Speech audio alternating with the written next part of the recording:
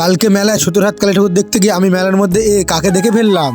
তো হ্যালো বন্ধুরা, তোমরা সবাই কেমন আছো? আশা করি ভালো আছো। তো ওই মেলার মধ্যে গিয়ে দেখতে পাই কত সুন্দর লাইটিং সাজিয়েছে। তারপর মেলার মধ্যে তো ভিড় ঠেলতে ঠেলতে মার কাছে চলে আসি।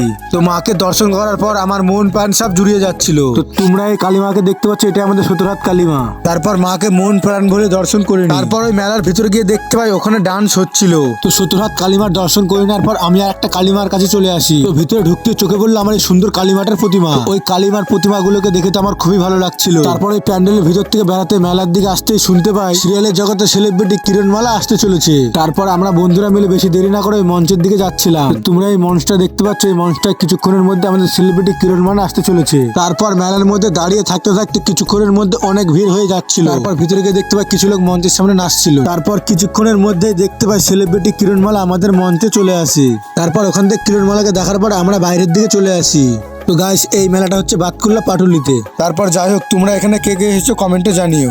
তো তোমাদের সঙ্গে দেখা হচ্ছে কোনো নেক্সট ভিডিওতে।